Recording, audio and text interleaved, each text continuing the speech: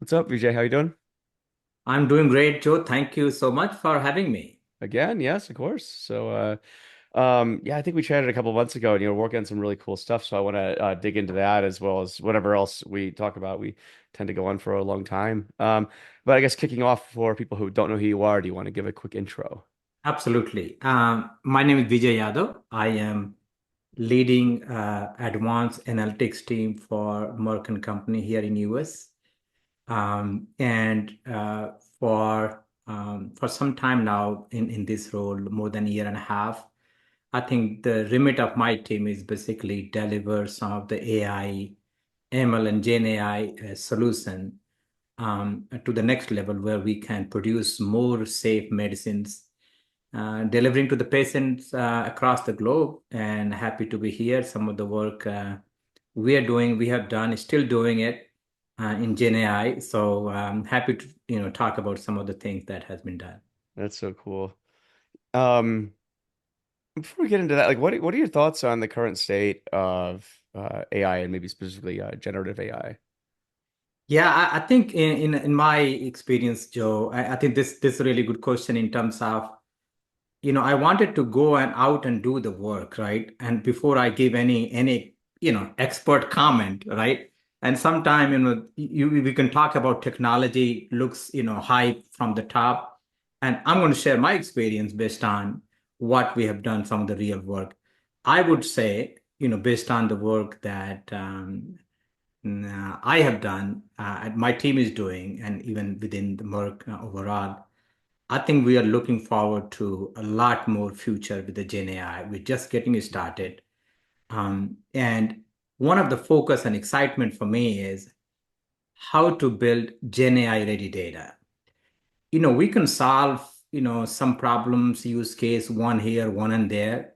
But I think those companies who are going to think it through in a holistic way, the quality of data is really important.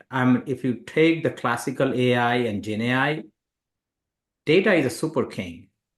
If it is a king in classical AI, this is super king. What I mean by that is that Gen AI, even third-party supplier, they can't develop a solution and Gen AI and sell it to me because that solution is based on the data, whatever you had to develop the product. But now that third party and vendors are kind of coming in, anything you can't come and sell because it's not based on the real data. And this is where the real value of the data comes in because Gen Mm, AI is fully dependent on data. You can bring some business practices, and this is where the Gen AI ready data concept, some of the work that I have been able to do, think holistically, how can we build a quality that tells the full story about something, right? So if I'm building a solution for a certain domain, how do I bring the data together to tell the full story where literally any question can be answered out of the data, right? So that's very exciting piece, and the work that we implemented, it really giving us a quite a value there. that's interesting. What were well, when we jump into it, what is some of the work you've done? So I think the Yeah, rest of the no, question will that's probably fine. run off that. So Yeah. So, one of the very prime use case that we're saying is the knowledge base. There's a quite amount of knowledge that is stored in any company, and obviously Yeah. Merck is no different, right? So, how can we leverage so much expertise, knowledge sitting in our PDF documents, Word documents, and this not one or two. We're talking hundreds of thousands of and millions of documents really to do that, and quite a rich knowledge is out there, right? So in pharmaceutical space, for any pharma company, one of the use case that you see whereby on production manufacturing shop, if there's any type of deviation, right, it is being a regulated industry, you have to investigate any type of deviations just to make sure that safe and quality products are manufactured. And that is a bottleneck, right? If you have a deviation, you might have to stop the production. What's an example of a deviation? Sorry. So let's say, you have to go and produce the medicine on the floor, and there's a written instruction for you that, hey, you go step number one. When you see this particular response from the manufacturing system, you go back and take this option and you do this. And if you do not follow the process, if somebody had something you couldn't understand and you took a different option, I did something and even the machine literally breaks, right? So you're not supposed to continue while something is telling you on machine stop. You have to stop and see why it didn't deviate from what it's supposed to do, whether it is something, a signal or something result that was supposed to come. So it has to go exactly how it is planned, and everything's kind of written black and white, and you have to follow that basically process. Hopefully that makes sense. Yeah, that makes sense. And so anything you deviate, so it's basically T dotted, crossed and I dotted. If anything you deviate, you have to really stop and investigate and record what exactly happened. It's required to be maintained that. And when this kind of problem happens, sometime you stop and look into that. Is it just incident? Something happened? Is there risk? There's no risk of that. Sometime you open the investigation, which is it could be significant. It might impact the product quality. So you stop, you investigate, you find the root cause, what happened, and all those elements are recorded in a proof document where it's called validated document, where that's a document that can be presented to any regulatory bodies, right? Hmm. So that is a very rich data that you have. And unfortunately, these are PDF 50-page, 100-page documents for each type of significant deviation, for example, to do it. Quite amount of knowledge, how the problem was solved, what was the problem, who solved it, right? But those are sitting in the PDF document. What we have been able to do it, develop a solution where it basically goes back into hundreds of thousands of documents. In fact, we're going to them very soon in millions. Right. Extract the knowledge and build the knowledge base, and you basically use it to say, hey, I'm having this particular problem. Type few keywords, and within seconds come back to you that, hey, this problem happened 2 years ago. Here is what happened, and here it was solved. And people, and if you want to know more about it, here's the source of my information coming back to you. But it also gives you the summary of what the problems from the different knowledge source that is basically collected. It is Interesting. powerful actually to do that. So that's kind of one, but there's more other use cases. If I have a lot of information, how do I summarize it, right? A 50-page document. If I want to really say, is this document relevant for me? So it gives summary based on what you're looking for. And it can tell you, hey, if this is what you're looking for, I read the summary, let me summarize, is this matches with what you're looking for, rather than you read 50-page documents out there and find out, dig into that, right? So it becomes much more powerful that way. Is that what people would used to do? Would they actually go through and read through all these documents? That's right. Oh my And God. you may not be able to get even. So you don't know which document to look into, right? So we're not talking about one or two or three, 100. We're talking about quite amount of document over a period of time. So you even don't know which document to open it. Forget about once you know that you have to go through and read it. That's what it is, right? To do it. Whoa. There's a quite amount of research work. Somebody has to go in original system where it was, they do some searching, multiple tabs, and see if they find it. If they're lucky, they find what they're looking for. That's a lot of toil and a lot of work. So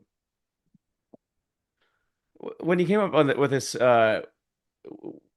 knowledge base summarization, was this something where you were saying let's figure out a use case for generative AI, or was somebody saying, Vijay, I'm tired of looking through all these documents. Is there something you could do to help me? Like, what was the catalyst for this? Yeah, no, I mean this is very much true that. So any leaders I haven't talked to, and when we go back to that and we talk about the data, I say, man, we got a lot of data.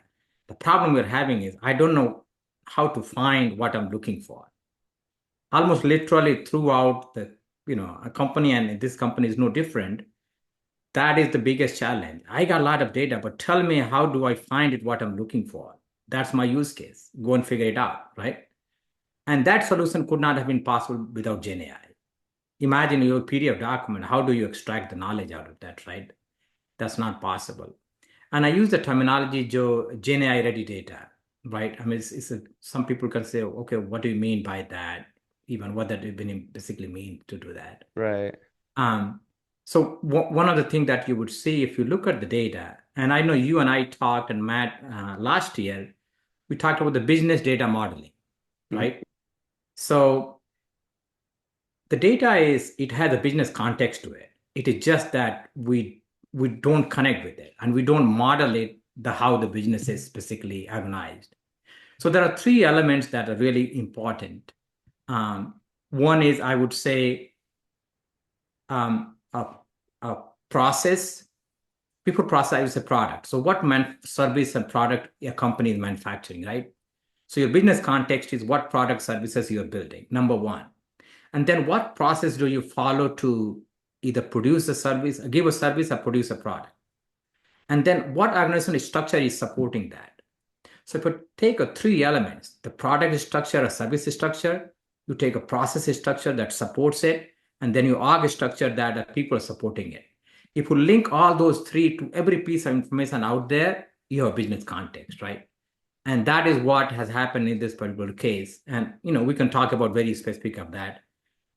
Pretty powerful, right? Hmm. Literally, if I want, when we go and find the knowledge, I don't have to search all those documents. I can narrow down based on the structure I gave you. So I can have a high level filter, what I'm sending to look for, rather than 500,000 documents. I can narrow down based on the structure I showed that to you, whether what part of the org structure you are in, Hmm. what product are you talking about, what process, sub process, and sub process you're talking about. You can narrow that down. Now, when I go and search, I'm not looking the whole.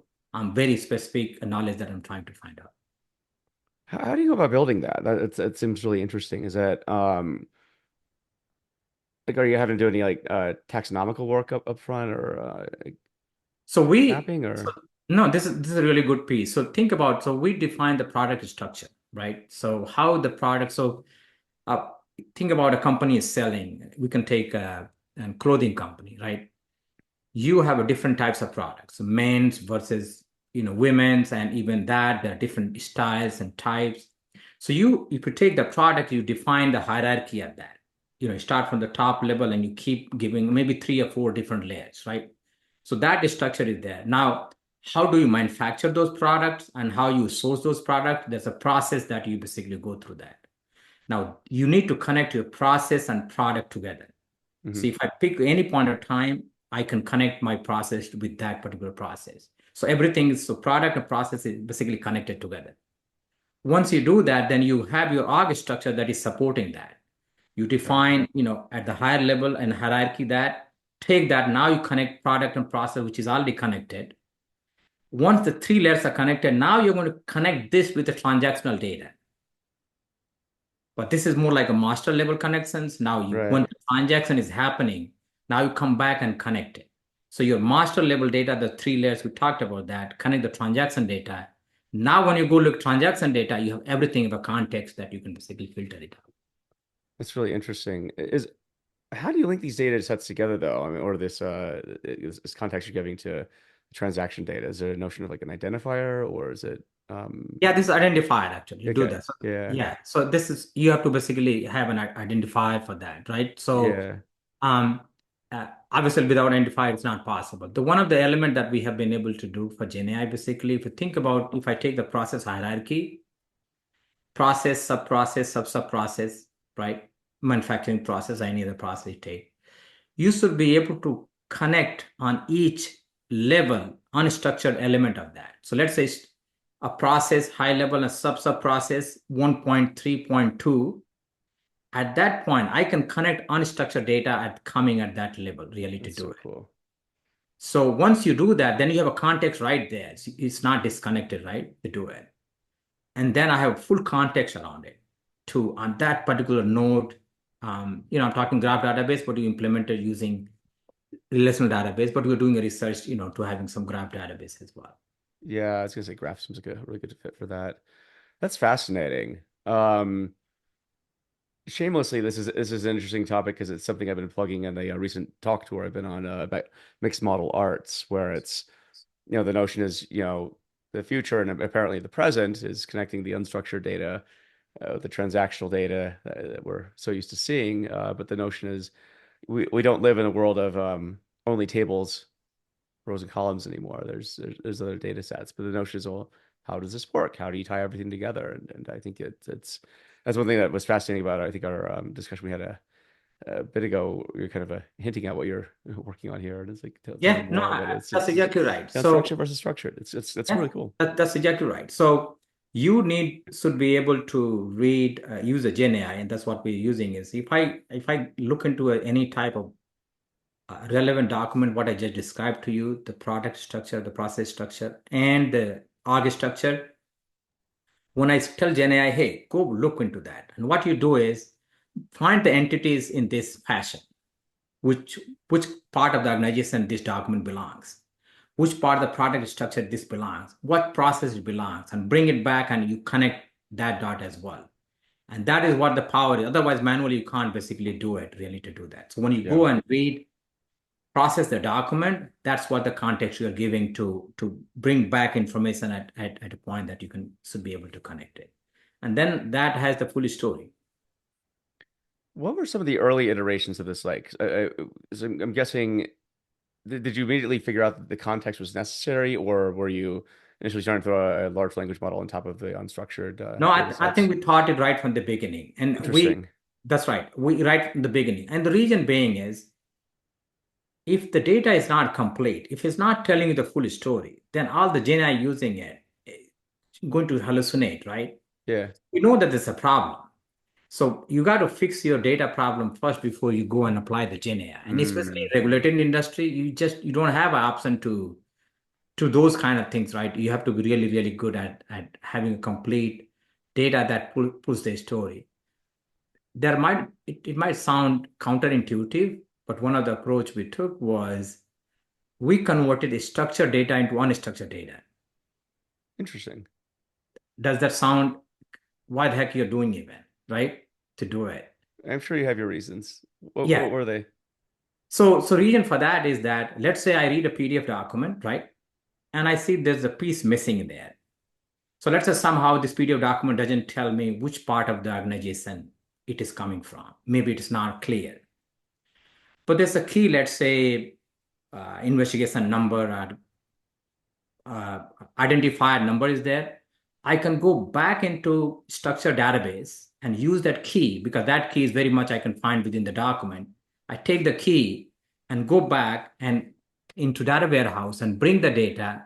And then the way I want to have converted into the actual human sentence, that this particular case was for this organization, this product, you can take the real data and put in the actual human sentence.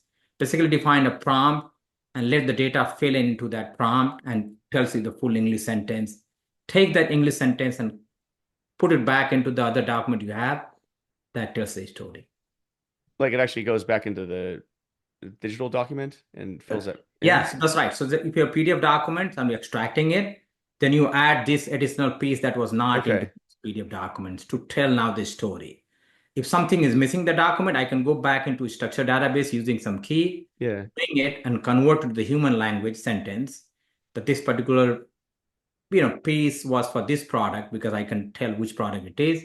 And you frame the human sentence. And now you augment with that piece to tell the story. Now, this is just one example, but literally anything is missing in that, I can go and bring it back and complete the story. And here's the whole context of what it is to do that. How do you check that it's right?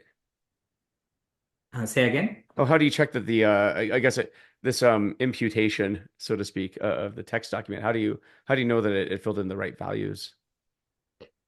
So you have a key, right? So let's say I'm saying, in this particular case, I say, let's say deviation number.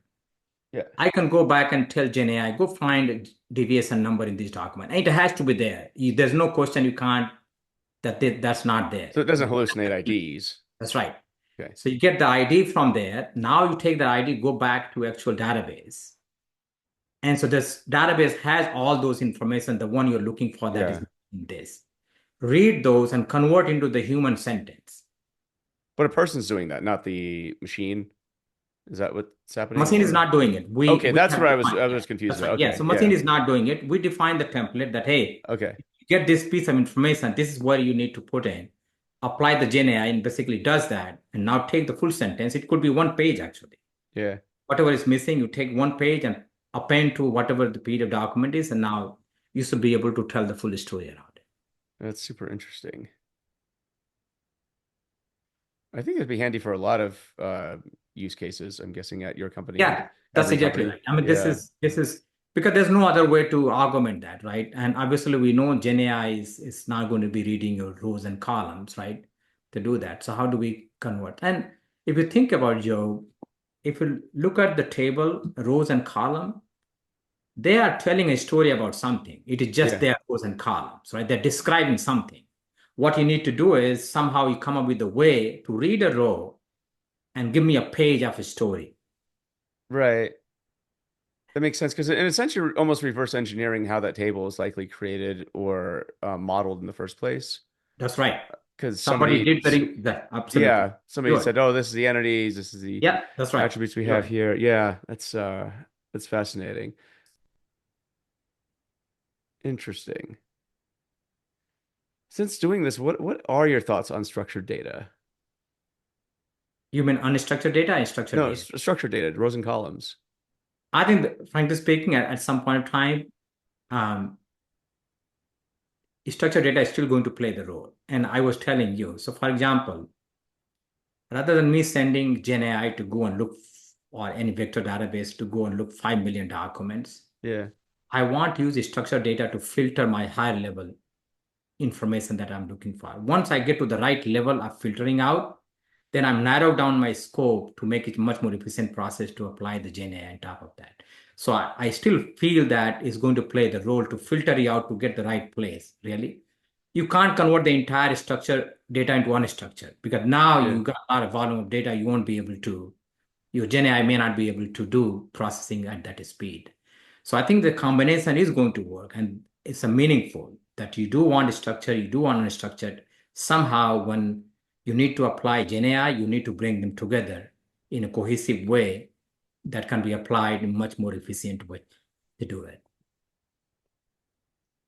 That's interesting. Do you think there's any need to get structured data uh ready for Gen AI? Someday, I mean, if model is that phase, then I guess absolutely that's very much possible, right? Yeah. But I would say that the context matters, right? So I would say if we have to do, and I don't know whether you call a graph database as a structured, unstructured, right? Mm, Um, because what the structured data, what is missing is the context, right? The relationship between the two columns, right? That has to be interpreted somehow by humans, right? Machine can't do it unless you give something to do that. So this is where if the context is missing, right? Two or three or four columns, and if they're not related to each other, a system cannot understand, then it won't be able to really give you what you're basically looking for. right. So that's where that piece that is missing is the relationship, and that's where the graph database is kind of filling, and not the graph database, the yeah, graph database is filling that piece because now you're able to see the relationship between the two and it describes you. Now the GenAI can go and establish that relationship Hmm. to make much more sense out of that rather than just rows and columns. So I would still see, and someday maybe all these GenAI becomes so smart that they can figure out the relationship between the two columns, and then make a context much faster that way. I won't be surprised, right? I mean, we're building the I entire wouldn't be either. I really wouldn't be either.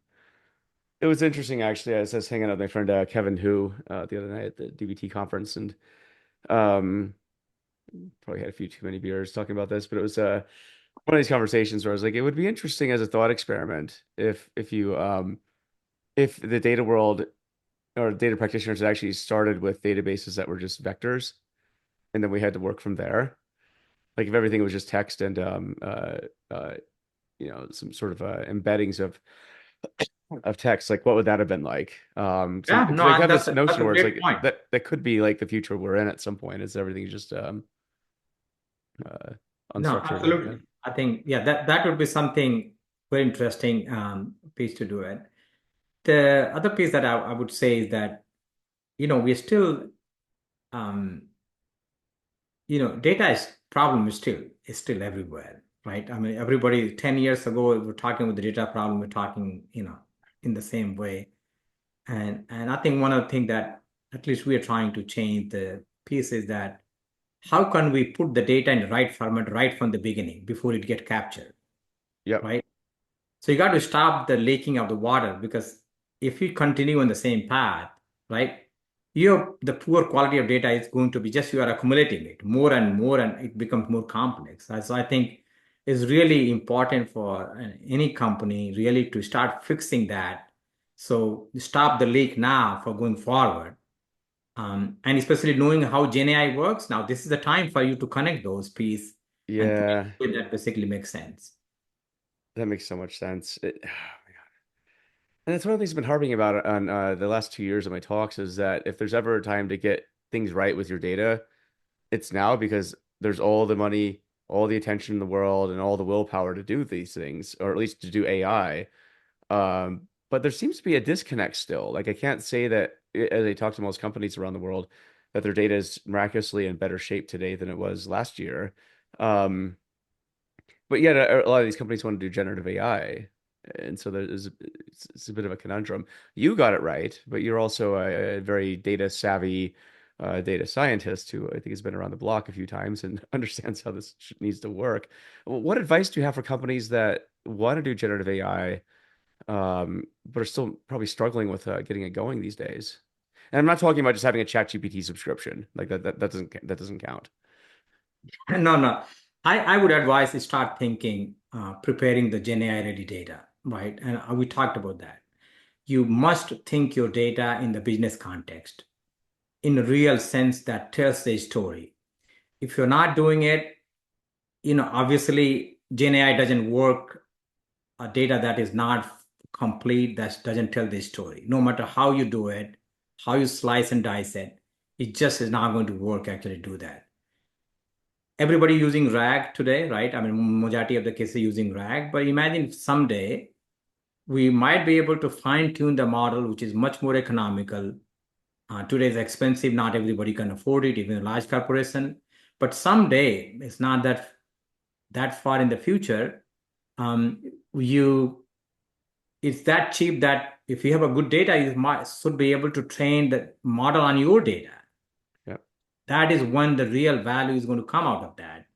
You don't have to worry that much of hallucination because it's trained on your to do it, whether it's a fine tuning or grounded. So if you're not preparing that today, and when the time comes in when that is cheap economical, it's not like you can do in one day. The hell, let me get ready and do that. So I think I would say for any corporation to start building that block now while you drive the value using RAG or what is available to you today, but be prepared for the future to do that. And in the past, at the region, nobody took it, Joe, because they don't know what to do with it. So everybody says, okay, I connect the data. So, okay, what do I do? What additional value I get? Yeah. And pre-Gen AI day, nobody could really say in very clarity that I'm connecting all this data, what additional value I get, but that's not the case anymore. Hmm. You you can drive much more Gen AI value than drive value from data now using Gen AI than before. What do you think it is about generative AI that changed that perspective and conversation?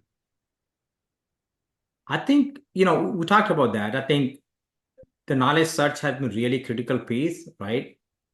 Everybody's where you go. I said, man, I got a lot of data. Don't come back and tell me more data, to do it. And tell me whatever I have, how do I find my knowledge base to Well, we've do had that? like search for ages. Yeah, Like but there was no, the problem is, yeah, you're right. But the challenge is that there was not capability built to go and find the data they're looking for. Imagine in our landscape, 25% is only structured data, 75% is unstructured. Mhm. So that means you're driving the value, whatever you got 25% easily to get that, but 75 is still left. I mean, that's a benchmark. We all know that, right? That 75 is a big, big, huge population. We really do that. And if you're able to Gen AI, obviously you can't drive all 75%, but even you use 50% of that. That is a huge drive from what you have been able to drive through structured data. Yep. Yeah, it's interesting. I mean, even talking to Bill Inman, for example, when he came up with the data warehouse back in the what was it, late 80s, early 90s. It's funny in conversations with him on a very similar topic, it's like he almost forgot about it because then he moved on to text. And this is back in the I think the 90s or 2000s. But his whole thing was, why are we focusing on this small subset of structured data when the enterprise has all these documents? And obviously, this is before a lot of images and stuff were being collected because it's. Um, but even then, it was an interesting observation. I think he started working on a textual ETL, which was sort of the precursor to LLMs, where it just would suck in text and give it context and so forth, and you can find your documents that way. But it is interesting because I think it's sort of these grumblings I would hear from people that there's all these documents, but what are we gonna do with all this stuff? And I think the answer up to um especially the last couple of years, we'll get to it at some point. But what could possibly be in there anyway? Like this, like why aren't you just happy with the data warehouse we have that answers all your questions, right? But I think as you found, there's maybe many new questions that you could be asking that weren't possible. The data Yeah, no, I warehouse mean was. that's exactly possible. And sometime, remember if somebody a business asks a question and something weird that is not a structured data, says sorry, it's not possible, right? Right. I can answer your question based on what is there, but if you're looking for something that is not in the structured data, I can't make things up, right? I can't answer that question, right? So that was the limitations in those days. One piece that I would say, Jay, we didn't touch upon is that when I'm referring to unstructured data, obviously I talked about the documents. Mhm. But there are quite other type of formats of unstructured data, which is talking about the images, or talking about the video. Yeah. All those elements we're still maturing on that front, right? So imagine if you take that piece to tell the story from the video, from the image plus text, that is a pretty powerful thing to do. And those things are coming up multimodal mode. We're not there yet, but I Oh think yeah. that's the I got some way. friends working on that one.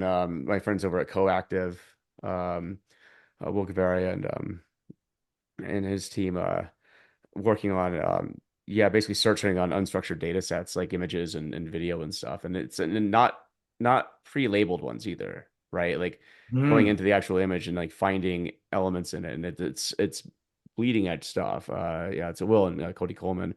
But I think Cody came up with he helped with ML perf, and they both helped with data perf. So like among a lot of other achievements, but really legit guys. But it's like it's a different way of looking at unstructured data, no pun intended. But like you're absolutely right. Like once stuff like that's unlocked, you have this whole capability of now searching within images, video, audio as well. And then the cool holy grail is going to be combining all this stuff together, right, against like structured and various forms of unstructured data. It's gonna be super cool to see what happens in the next few years. Probably Yeah, super no. scary as well. I don't know, depending on what you're interested in. So, No, I think that's a good point. And imagine there's a whole drug discovery oh element yeah. is happening where, if you have any kind of clinical trial, for example, I know a few companies that are really focused on this piece where they are taking the data from failed clinical trials and trying to look into images, videos, doctors, EHR data, and all those elements, and find more insights as to if your medicine didn't work for this type of patient. And you go back to the genetics level.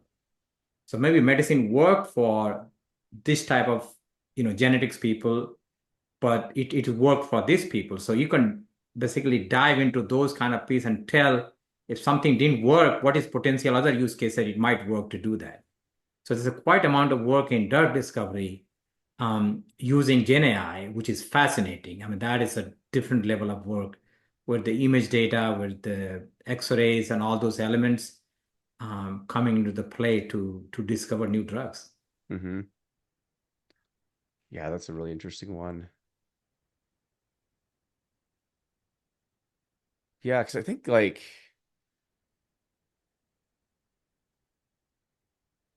yeah, like drug discovery is a really interesting one. There's actually a company here in Salt Lake that does AI assisted drug discovery for really rare diseases. Yeah. Yeah, and it's hard for by its very nature because you're trying to find really rare stuff in large data sets. That's inherently a complicated problem, but that's yeah, and it's interesting as you point out, tying it back to all the other medical records too, and all the other stuff like Yeah. that's just so Yeah. fascinating. So Yes. fascinating. So you get this 360 view of the humans, and they sort of like I guess not to cheapen it, but it was sort of this whole notion of like a 360 view of the customer back in the day if you're in retail land, but much more multifaceted in this context. Yes. In the clinical trial, I think you have 360 view of, of whatever the patient population you're doing on it, and That's you cool. understand something worked for them, it didn't work for someone else. So it's so funny in that space, a drug might work for someone, but it may not work for others. Hmm. Necessarily, it is not that the drug is a problem. It's a problem that what is the biography, the condition, current conditions of that patient is. Yep. It's not really reflecting that the drug didn't work. It is basically it didn't work because of the patient, what are the underlying conditions that person has, a different type of disease. How do you find that interaction, right? To do that, what caused that not to work in certain situation, right? To do it. Is there anything that tells you about that particular, obviously patient data is anonymized, but if you take that piece, that why didn't work? I mean, quite a discovery in that aspect, to do and find the insights from that. Hmm. That's really fascinating. I wonder if that's going to change the nature of drug trials. I don't know It much about is. that, but Oh, it 100%. I is, yeah, think having a Gen AI especially, and once we come to the multimodal phase where you can take the images, videos, text data, all kinds of data, bring them together, multiple sources, that is going to change the landscape. It's already changing actually. Quite interesting. it is to do that. The people there's quite a startup in that space. I was really amazed to see how many startups are working in that area. Every Interesting. day to do it is phenomenal. That was That's not possible before. I mean, using classical AI type of scenario, right? Either use a computer vision technique, right. do some deep learning piece, but the whole GenAI space, bring the data from multiple disparate sources, tell the story, 360 view of a patient, That's a crazy. population of patient is very different. That's interesting. Walk me through what happened after you built this knowledge base of all these documents. Like what were users' reactions and adoption like? They couldn't believe it. Interesting. When we rolled out, a couple of the users came in and they type in. I said, wait, what is this accurate? So first of all, in a few years, we have a testimonial from that and said, wait, how's that possible? I typed three keywords. It gave me exactly something happened 3 years ago. It brought him and he said, is it really serious? And then looked into exactly it's the same thing to do it, right? So obviously pretty powerful. And once, among the audience and users, once they use it, they're telling their colleagues that, hey, I'm using it. All of a sudden you see this, the demand is booming for that use case. Even though we solved the problem for that particular use case, I think the bigger piece that is going to change the way is the foundational work approach that was done to what we call GenAI-ready data. We just talked about Mm, that, right? To do it, we can take the same approach for other domains. yep, Exactly follow the same process, same technology stack to knowledge search and something else, right? This is knowledge search on deviation, but you can do the knowledge search at totally different domain, but you follow the same methodology and process to do that. That is what the reusable component is. wow. And are you starting to get requests about that, like VJ Yeah, that no, customers? we already have at least two, three similar knowledge search in different domain now to do it. And folks are excited. The same people who are looking in the reviews say, man, I need this knowledge search in something else to do it. So we're launching that piece of work as well to do it. That's so cool. Walk me through how you get people excited about your generative AI product, not project, but the end product. It is such a great question, Joe. And thank you for asking that. And I'm a big believer in, my philosophy is that I want to build a product the customers, a user not only like that, they love it.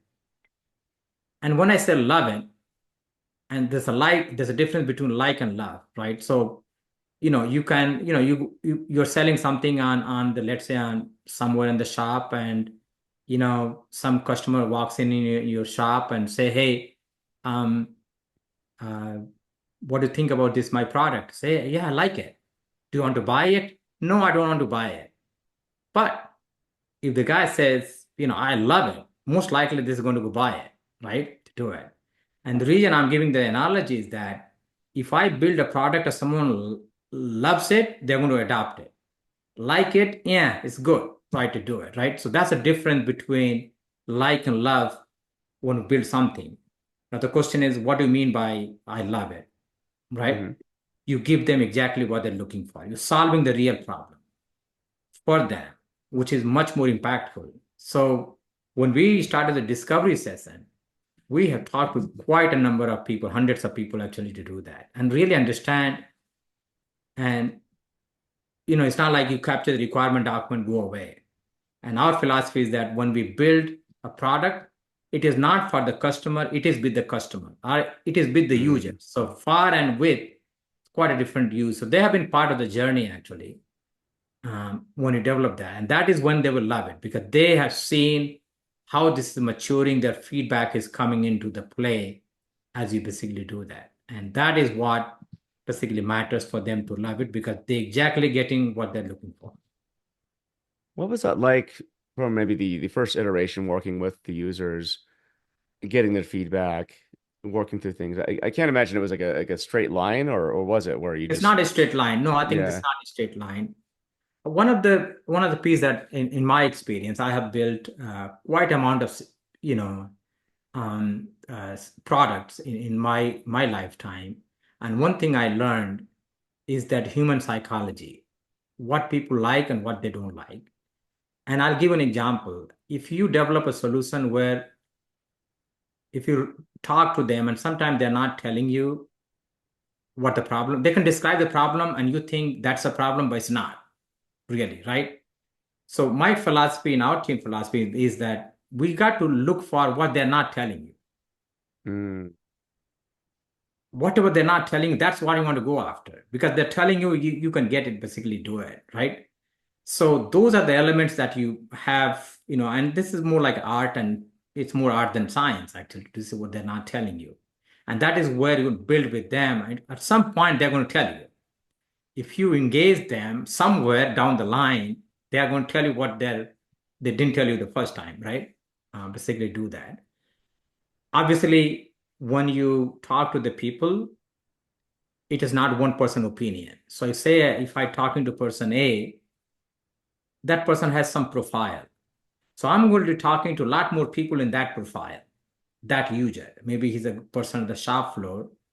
Let me talk to multiple people on the shop floor who are dealing with the same because they might describe the same thing in different way.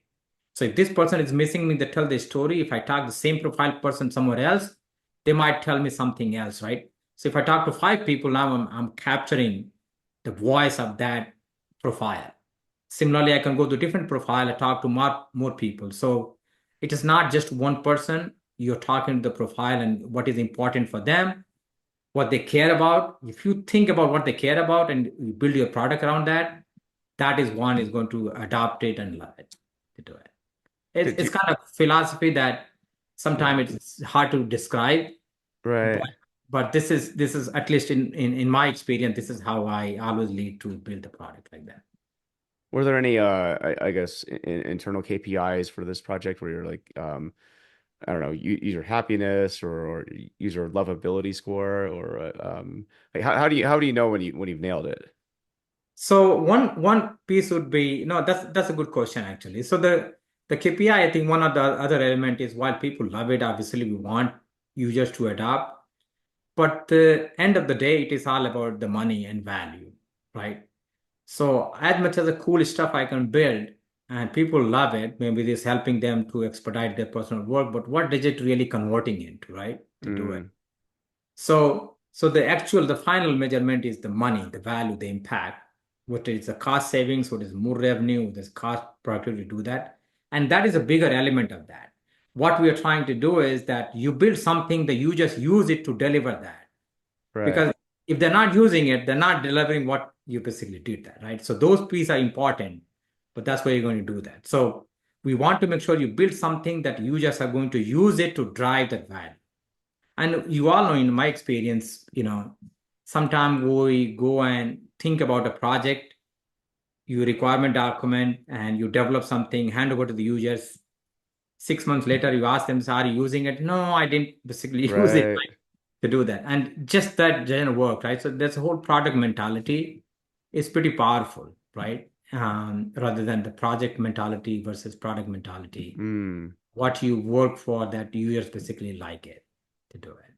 Well, it's a never-ending thing too, where I think projects, the flaw with that thinking is there's always a deadline and there's always a finish date.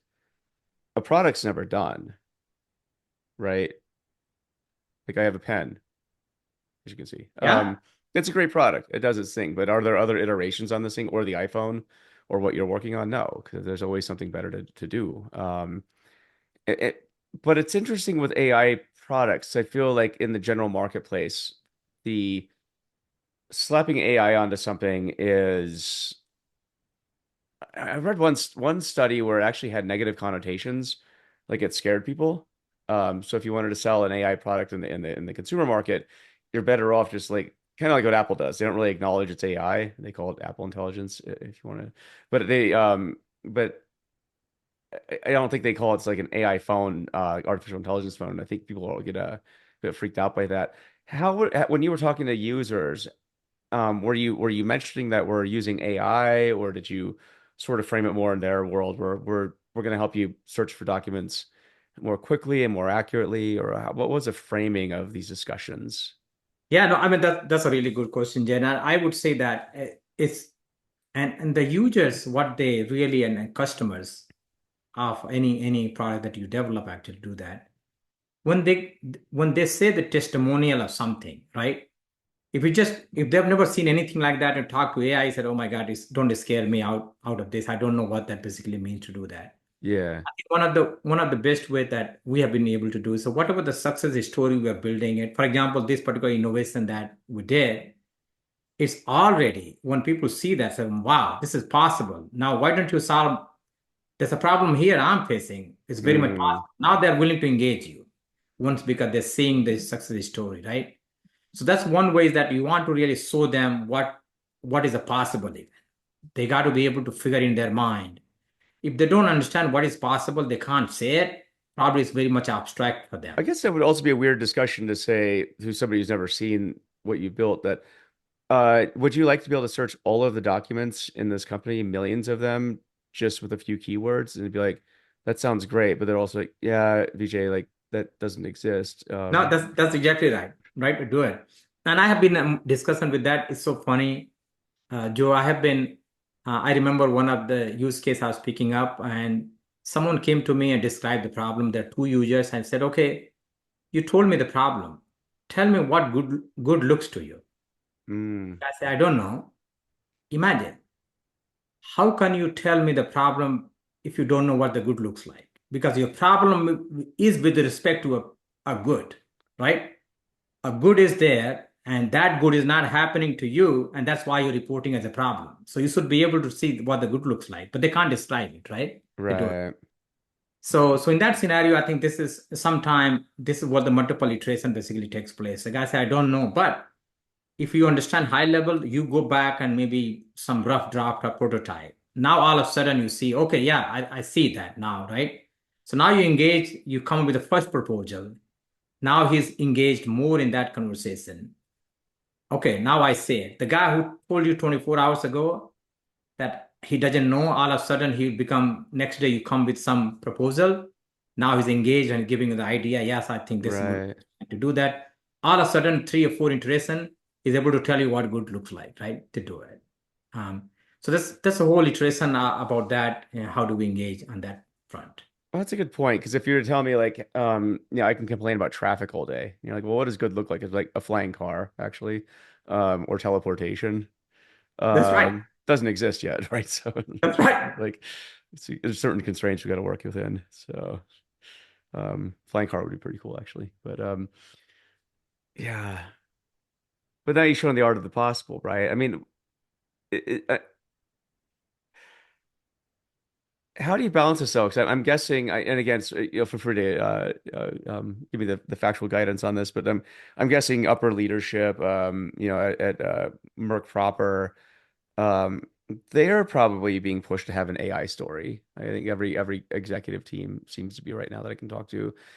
Does this align with what the expectations are for AI, or is there Yeah, more no, I to? think right. Almost every company is like that. Everybody is under pressure, and basically to do that, I think one thing we have been able to do is to prove that's a possible, right? This is the innovation like this, right, that we just shared. That gives the confidence, man, that's possible. We can do it, right? Yeah, And then it gives more energy for that. Okay, let's look at next level of problem. So it's more obviously when sometimes say, yeah, let's go, big AI, but you don't know what that basically looks like. But yeah, as you prove your innovation, you start doing it, your confidence, even the senior level piece basically keeps on moving. Now we can do more. And even for the teams that we have come to this far, I think let's take this one, right? So it's more like a journey than very absolute, not absolute, absolute kind of positioning of where AI can be in a company. sure. Which I think is a really honest assessment too, and it's refreshing to hear because I think all too often there's this conversation like, yeah, we're gonna use AI and we're gonna place like all of our employees.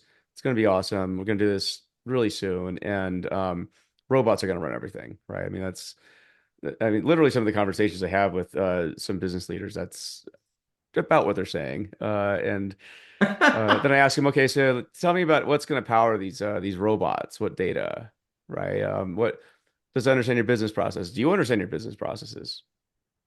Or is it just going to figure it out magically, right? So there's a lot of it feels like there's a lot of like speculative, magical thinking happening versus I think on the ground reality where the approach you're taking seems a bit more reasonable, where it's like we've done this, let's iterate, let's get to the next step. Yeah, no, I mean that's the right way to do it. Actually, do that, and then and again, I'm going to mention about GenAI-ready data. The fact that now you're connecting the data is powering more use cases. So in this particular case, example I gave you, just one piece I gave you the example. There's a quite amount of use cases with the same backbone Yeah, can be solved, right? To do it. So now our speed to delivery has is much faster, that's so right? cool. To do that. You did one, you pulled the backbone. There are other use cases can be basically built upon that. Now, even excitement even goes higher and higher, to do even more and take to the next level. That's so incredible. Yeah, it's funny. I think when we're talking about this, you seem you're always enthusiastic, but this time you were way more enthusiastic. Like you really like Joe. I really need to tell you something. And I was like, but then my mind was blown because I think it's interesting. Again, I talked to a lot of companies, and this is probably the first time I've heard generative AI actually having like a legit use case in a company. There's no shortage of, I think, imaginative use cases. I think people are starting to dip their toes in the water with POCs. I think that most companies are going to be stuck at the POC level, not get past it. But you're talking about production-wide use cases now, right? And that's exceedingly rare right now. Yeah, So indeed. I would say so. And there's a lot of innovation even this company work is basically taking place. So when we were nominated for the innovation, there were 27 other entries in this category. Big interesting. innovation about 27 other ideas were there, basically do that, right? So quite amount of work is basically happening. But I think this is one of the reasons that was done is because it's practical, it's being used, it's really making the impact, right? To do it. End of the day, it's all about the impact. That's all about the impact. Closing out, like what are you excited about over the next couple of years? So I would say, you know, with I still feel like we're still beginning. I don't think I can claim that hey we are quite excited to develop more. For example, this backbone that we built, we're already working to making much more other use cases, build a comprehensive kind of piece. So quite excitement there. And obviously this particular use case I described is very much in deviation domain, but now our idea is that get out of the think about the company level. If we have to build a knowledge base, what will that look like, right? To do it, because now your source of data is very different, different part of the process, different part of the organization. They're coming together to help. Putting them together is harder than what we just took in this particular case for this one, Mhm. right? So we're excited to do that. It's very much possible based on what we have learned in this piece. So I would say, excitement point of view, rather than go to the next Gen AI type of thing, quite amount of value. I think we're excited to drive from this phase of piece. I would think someday when it's ready for us to, fine tune our train the ground up, models on our own data. I have loved to see what that basically brings in to do that. So excitement is still not has ended. It is just I would say it's a beginning.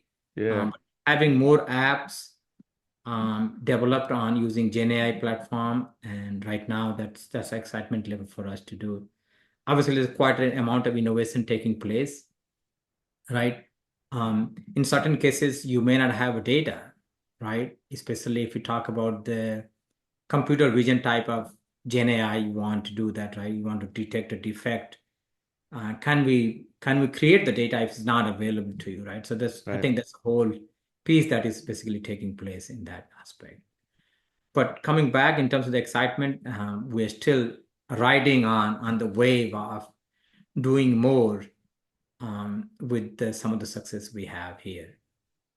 That's super cool. You have to keep me posted. Maybe I'll have it back on so we can talk about the next wins. Yeah, I'm so excited for you, Vijay. Like I said, this is No, thank you. it's yeah, it's refreshing to just like I said, see tangible use cases being used by real people, and they're happy about it, right? They love it. So that's what it's So I about. know, yeah, you have been talking, you travel quite a bit, and you're talking to the people. Yeah. This session is not only me telling all the things. I'd love to know more about from you. What are you seeing? Is there anything we are missing? And I'm very curious. I went to one of the conference in Washington, D.C. 2 months ago. Hmm. And the reason I went there, I want to see, I feel like I'm too excited and I think we're doing good job. But who the heck knows? I'm sitting here a corner, maybe somebody else is doing better than us. And so I can go there and compare and see if anything are we missing. So I'd love to know from you. And by the way, in that conference, Yeah. we found that we're not missing anything. I think we're driving the real stuff, using and driving the value. But this, I love to really know more about from you. What are you hearing? What is next thing that's coming up in I Gen AI? mean, it's interesting. It's kind of a tale of two worlds, really. One world, or people are on the cusp or starting to get some early wins with their data with stuff like generative AI as well as machine learning in general, right? I think those are both hard. I would say for a lot of companies, especially when you're trying to integrate more of your structured data sets, um, into the mix there. So Texas SQL is still pretty miserable. It's getting better, but it's not where it could be. So I think it's interesting. I think if you have unstructured use cases, unstructured data use cases, those tend to be more generative AI native, That's right. right? So, but part of it's like finding the talent who can figure this out. The other part is I think just having clear use cases where you're going to find the wins. Um, the overwhelmingly what I see are companies, I think, having maybe a good imagination about what they possibly could do, but they're still struggling to get the basic data fundamentals in place. This Yep. is overwhelmingly, I'd say, most companies, and the willpower to do that is hard when they're just bogged down with like every other thing in the universe, tech debt, lack of budget, the list goes on and on and on. And so, my suspicion is, so it's like the rumblings I'm hearing is there's like still excitement about generative AI, but if you haven't seen the wins, I think there's some cynicism Yeah. about whether these particular companies are going to find the wins. So I think it just depends on kind of do you have the data? Do you have the use cases to make that achievable and get the wins? Because if you don't, then it's like all the other machine learning Yeah. cycles we went No, through. no, fair It's enough. like, But yeah. yeah, I But sense that too. And I do see on the LinkedIn. So I'm not mostly for the last 1 year, I'm not on the LinkedIn that much. I was focused on this piece. Yep. Uh, but I see that quite a cynicism is coming on it's like, okay, Gen AI is hype. It's going to be over soon, right? What's next? Tell me. And that is already creeping in, and for the same reason you just described. Oh yeah, when I talk to, my friends who work at, a lot of the big cloud providers, I'm not going to name names. Um, the amount of generative AI that's in production right now is minuscule, Hmm.